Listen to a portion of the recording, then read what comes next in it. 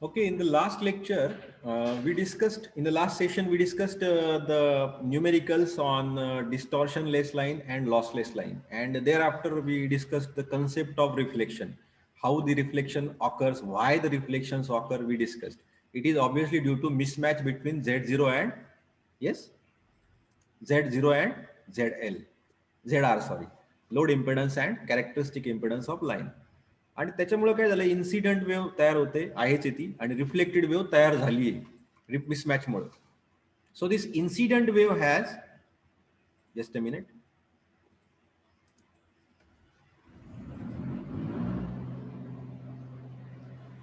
so this incident wave has some voltage and current, so we can denote it as Vi and Ii. ठीक है. So reflected wave also have some voltage VR and also have some current IR. Okay. So with the help of these four parameters, we can generate, we can create one formula, that is a formula of reflection coefficient denoted as by this symbol. It measures how the reflection, what amount of reflection is present on the transmission line. आता हे यांचा जर ratio घेतला तर तो बरोबर आपला Z0 एवढा असतो. म्हणूनच आपण काय म्हणतो, ट्रान्समिशन लाईनच्या इम्पेडन्सला म्हणून तर आपण काय म्हणतो, characteristic impedance. It is a characteristic feature of that line. Okay. म्हणजे ती व्हॅल्यू अशी मॅजिकल व्हॅल्यू आहे तर ती ह्या बरोबर रेशो एवढी असते, किंवा ती व्हॅल्यू अशी मॅजिकल व्हॅल्यू आहे की तिच्या एवढा जर झेडआर आपण घेतला तर हे होत नाही, काय रिफ्लेक्शन होत नाही, अशी ती मॅजिकल व्हॅल्यू आहे. फार महत्वाची व्हॅल्यू आहे. Characteristic impedance of transmission line is very very important formula parameter. आता आपण जर असं केलं, total current is calculated, total voltage and total current are calculated, then it is found to be equal to ZL. So this reflection coefficient formula is this. Here you can observe, if ZL and Z0 are same, then reflection coefficient will become, yes, it will become, काय होईल सांगा बरं. जर तुम्ही बघा ना या फॉर्म्युल्यामध्ये बघा, जर तुमचा ZL आणि Z0, आता समजा ZL तुमचा जर Z0 एवढा असेल तर काय होईल, what will the value of gamma reflection coefficient, tell me. Sushant, Annasaheb सांगा बरं, जर ZL आणि Z0 जर सेम असतील तर तुमचा रिफ्लेक्शन कोएफिशिएंट किती येईल? अण्णासाहेब 0. हा बरं 0 आला. मला आता पुढचं सांग, तुझा ऑडिओ चालू ठेव सुशांत. समजा तुमचा ZL सपोज तुमचा ZL 0 आहे, म्हणजे लोड इम्पेडन्स 0 आहे, तर तुमचा रिफ्लेक्शन कोएफिशिएंट किती येईल? फॉर्म्युला बघा ना, तुमचा फॉर्म्युला काय आहे बघा. फॉर्म्युला हा फॉर्म्युला आहे. जर तुमचा ZL पहिली केस झाली, ZL is equal to Z0, second case ZL is equal to 0, म्हणजे लोड इम्पेडन्स 0 आहे, तर हा फॉर्म्युला मध्ये 0 टाकलं ZL च्या जागेवर तर काय होईल रिफ्लेक्शन कोएफिशिएंटची व्हॅल्यू? कुणी सांगू शकतं ना? ही ZL 0 जर असेल, निगेटिव्ह -1. Very good. हा थर्ड केस बघू आपण. सपोज ZL इज इन्फिनिटी जर असेल तर काय होईल? आता ह्या फॉर्म्युल्यामध्ये काय करायचं, ZL ने डिवाइड करायचं, यालाही ZL ने डिवाइड करायचं, यालाही करायचं, याला आणि याला. आता याला ZL ने डिवाइड केलं तर न्यूमरेटरला ZL ने डिवाइड केलं तर काय होईल?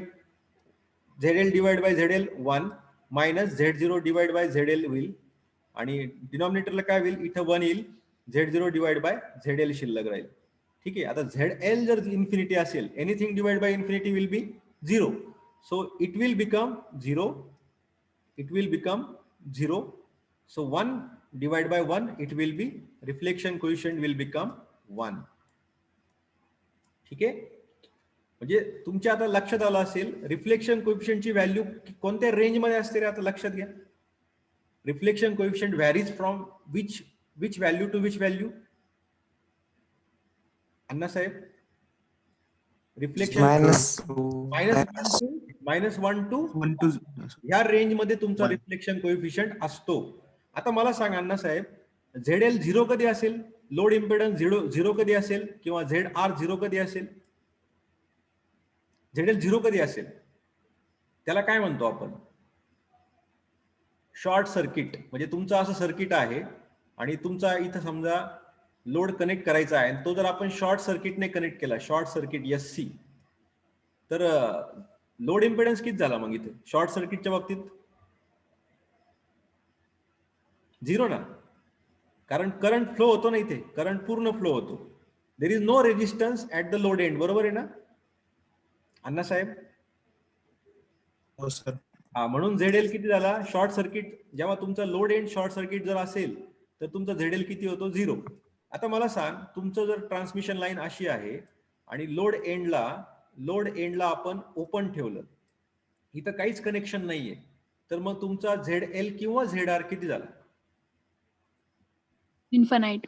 बरोबर आहे ना, इन्फानाइट. का बरं? कारण इथून करंटच पास होऊ शकत नाही, म्हणजे रेजिस्टन्स खूप जादा आहे, इथून करंट जाऊच शकत नाही कारण कनेक्शन नाही. म्हणून ZR किंवा ZL जे काही आपण म्हणतो that is equal to infinity. So it is called as open circuit condition. Your load end is open circuit. म्हणजे बघा, तुमचा रिफ्लेक्शन कोएफिशियंट इम्पेडन्स मॅचिंगच्या केसला किती येतो? 0. शॉर्ट सर्किट कंडिशनला रिफ्लेक्शन कोएफिशियंट किती असतो? -1. आणि ओपन सर्किट कंडिशनला reflection coefficient is 1 and the range of reflection coefficient is from -1 to 1. कळलं का अण्णा साहेब? Yes sir. हा, आता मला सांग, या रिफ्लेक्शन कोएफिशियंट आणि स्टँडिंग वेव्ह रेशिओ फॉर्म्युला आहे का दोघांचा? बघा, हा फॉर्म्युला आहे. बघा, हा फॉर्म्युला आहे की नाही आपल्याकडे? कोणता आहे तो फॉर्म्युला? बघा इकडे स्क्रीनवर बघा. Standing wave ratio is equal to 1 plus reflection coefficient divide by 1 minus reflection coefficient. आहे की नाही गौरी? हा, आता सांग गौरी, तुझा ऑडिओ चालू ठेव 2च मिनिटं चालू ठेव. आपल्याला एक 10 मिनिटात संपवायचं लेक्चर. तुमचा रिफ्लेक्शन कोएफिशियंट काय काय असतो? 0 असतो, कधी कधी त्याच्यात -1 पण असू शकतो आणि +1 पण असू शकतो. आता मला सांग गौरी, जर तुमचा स्टँडिंग वेव्ह रेशिओ जर 0 असेल तर रिफ्लेक्शन कोएफिशियंट 0 असेल तर स्टँडिंग वेव्ह रेशिओची व्हॅल्यू किती? ह्या केसला स्टँडिंग वेव्ह रेशिओ किती? हा फॉर्म्युला वापर. जर तुमचा रिफ्लेक्शन कोएफिशियंट 0 असेल, इथं 0 आला, तर तुमचा स्टँडिंग वेव्ह रेशिओ किती? अरे किती? कसं काय 0? इथं जर 0 टाकला आणि इथं 0 टाकला तर काय शिल्लक राहील स्टँडिंग वेव्ह रेशिओ? हा, मग ते विचारलं. आता मला सांग, जर तुमचा रिफ्लेक्शन कोएफिशियंट -1 जर असेल तर मग स्टँडिंग वेव्ह रेशिओ किती या केसला?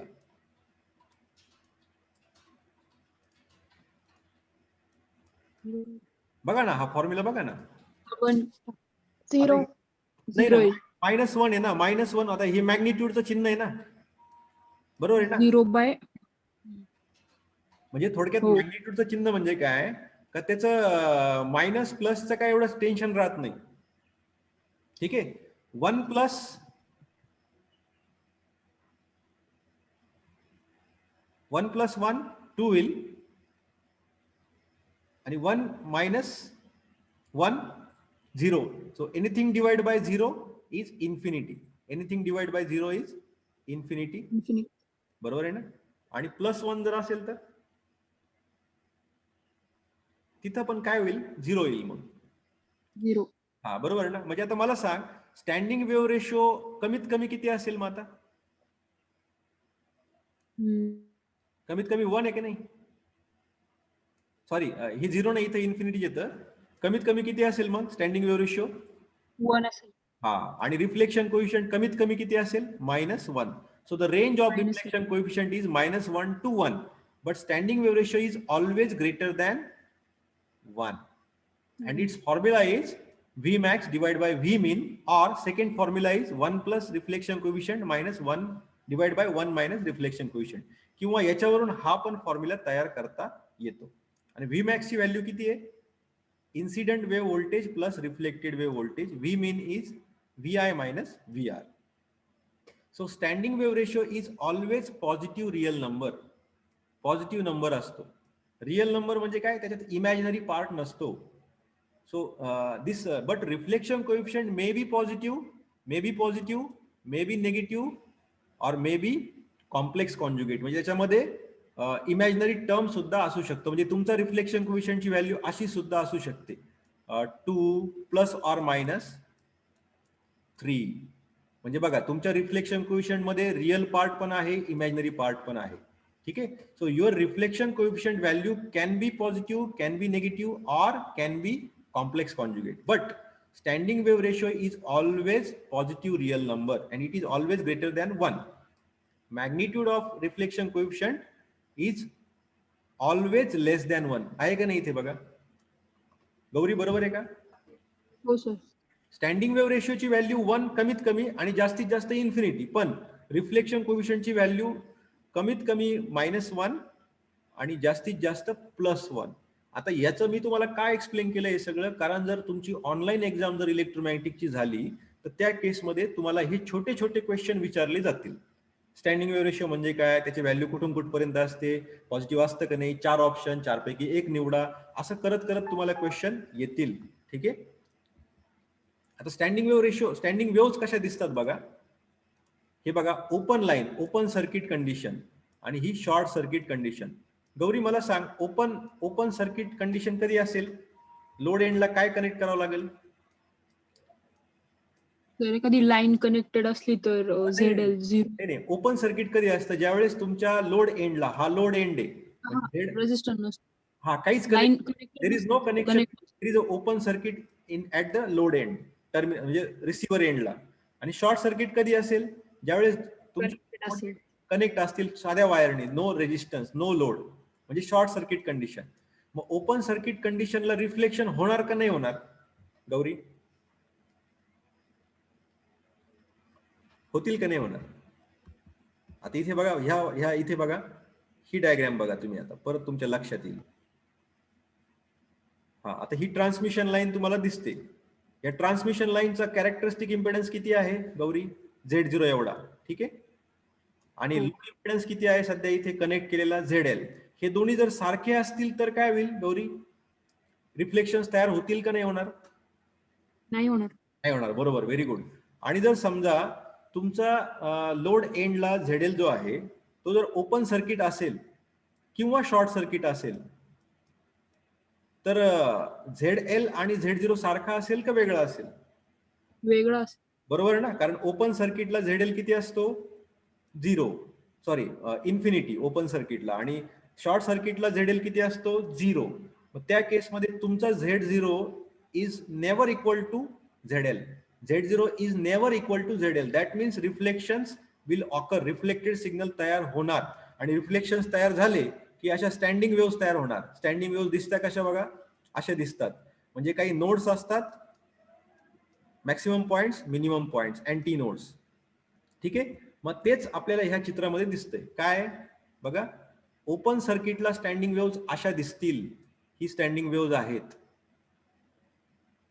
पण ते कशाचे? हे व्होल्टेजचा करंट, व्होल्टेजचा कर्व आणि हा करंटचा कर्व, अशा स्टँडिंग वेव्स आहेत. करंट, मग याला काय म्हणायचं? Current standing wave ratio, current CSWR. ठीक आहे. आणि याला काय म्हणायचं मग? VSWR. दोन प्रकार कळाले का तुम्हाला गौरी? हो सर. आता परत एकदा तुम्हाला सांगतो, इन्सिडंट सिग्नल जो आहे, इन्सिडंट सिग्नल बघा इथे, हा इथे दिसतंय बघा. इन्सिडंट सिग्नलला VI आहे आणि II आहे, म्हणजे इन्सिडंट सिग्नलला करंट आहे, व्होल्टेज आहे. रिफ्लेक्टेड सिग्नलला सुद्धा व्होल्टेज आहे आणि करंट आहे. मग ह्या VI आणि VR ची जर ऍडिशन केली तर काय होईल? स्टँडिंग वेव्हची आपल्याला व्होल्टेज सिग्नल समजेल. आणि इन्सिडेंट करंट आणि रिफ्लेक्टेड करंटची ऍडिशन जर केली तर आपल्याला ISWR मिळतं, म्हणजे काय? Current standing wave ratio. आणि व्होल्टेज, नुसतं व्होल्टेज कर्व जर घेतले, व्होल्टेज सिग्नल्स घेतले तर व्होल्टेज स्टँडिंग वेव्ह रेशो मिळेल. मग ते बघा इथे सिग्नल आता दिसतंय बघा. शॉर्ट सर्किट लाईनच्या बाबतीत तुमचा current standing wave ratio, current standing waves अशा दिसतील बघा. हे जे डॉटेड लाईन आहे ते करंटच्या स्टँडिंग वेव्हज आहेत, आणि ह्या ज्या सॉलिड लाईन्स आहेत त्या व्होल्टेजच्या स्टँडिंग वेव्ह रेशो आहेत, स्टँडिंग वेव्हज आहेत शॉर्ट सर्किट कंडिशनच्या बाबतीत. आता मला सांग, हा तुमचा काय लोड एंड आहे आणि हा सोर्स एंड आहे. ठीक आहे गौरी, मला सांग की शॉर्ट सर्किट लाईनच्या बाबतीत current standing waves maximum load एंडला मॅक्सिमम आहे का मिनिमम आहेत? मॅक्सिमम आहे. बघा इथं करंट मॅक्सिमम आहे की नाही? पण इथे काय आहे बघा बरं, इथे ओपन सर्किटच्या कंडिशनच्या बाबतीत करंट मॅक्सिमम आहे लोड एंडला का मिनिमम आहे? मिनिमम. इथं मिनिमम 0 आहे, इथं मॅक्सिमम आहे. ठीक आहे. आणि एक्झॅक्टली अपोजिट आहे, व्होल्टेज इथं मॅक्सिमम आहे पण इथं व्होल्टेज मिनिमम आहे. ठीक आहे. म्हणजे ओपन सर्किट कंडिशन आणि short circuit condition exactly opposite आहेत स्टँडिंग वेव्हच्या बाबतीत. ठीक आहे. ठीक आहे ना. मग तुम्हाला समजलं का काय काय घेतलं आपण आज लेक्चरमध्ये? इन्सिडेंट वेव्ह, रिफ्लेक्टेड वेव्ह म्हणजे काय? इन्सिडेंट वेव्हला व्होल्टेज असतं, करंट असतो. रिफ्लेक्टेड वेव्हला व्होल्टेज असतं, करंट असतं. रिफ्लेक्शन कोएफिशियंटचा फॉर्म्युला बघितला, त्याच्या रेंजेस बघितल्या. ठीक आहे. मॅक्सिमम व्हॅल्यू किती, मिनिमम व्हॅल्यू किती. नंतर स्टँडिंग वेव्स कसे दिसतात, त्याला नोड्स असतात, अँटी नोड्स असतात. नोड्स म्हणजे मॅक्सिमम पॉईंट, अँटी नोड्स म्हणजे मिनिमम पॉईंट समजा. स्टँडिंग वेव्ह रेशिओचा फॉर्म्युला बघितला, त्याच्या प्रॉपर्टीज बघितल्या. ह्या सगळ्या प्रॉपर्टीज आहेत, स्क्रीनवर दिसत आहे बघा. इथे दोघांमधलं कंपॅरिझन बघितलं. ठीक आहे. आणि याच्यावर छोटे छोटे क्वेश्चन्स विचारले जातात हे पण आपण बघितलं. आणि स्टँडिंग वेव्ह रेशो ओपन सर्किटला कसा दिसेल आणि शॉर्ट सर्किटला कसा दिसेल, आणि दोन प्रकार स्टँडिंग वेव्हचे. स्टँडिंग वेव्हचे दोन प्रकार कोणते? स्टँडिंग वेव्हचे दोन प्रकार कोणते? करंट स्टँडिंग वेव्ह आणि व्होल्टेज स्टँडिंग वेव्ह. मग याचा रेशो काय असेल मग? Current standing wave ratio, current CSWR. आणि व्होल्टेजच्या बाबतीतला स्टँडिंग वेव्ह रेशो त्याला काय म्हणायचं? VSWR. तर जनरली बरेचसे जे ट्रान्समिशन लाईन मध्ये काम करणारे लोक असतात ते VSWR फॉलो करतात. ISWR कोणी फॉलो करत नाही. So today we stop here. In the next lecture we are going to discuss input impedance of transmission line, and thereafter the last point of this syllabus will be Smith chart. Smith chart. Such chart we are going to study how to use this chart to solve the problems of transmission line. This is also very important. You will find numericals as well as online questions on this topic. So in the next two lectures we will be able to finish unit number 5. So today we will stop here.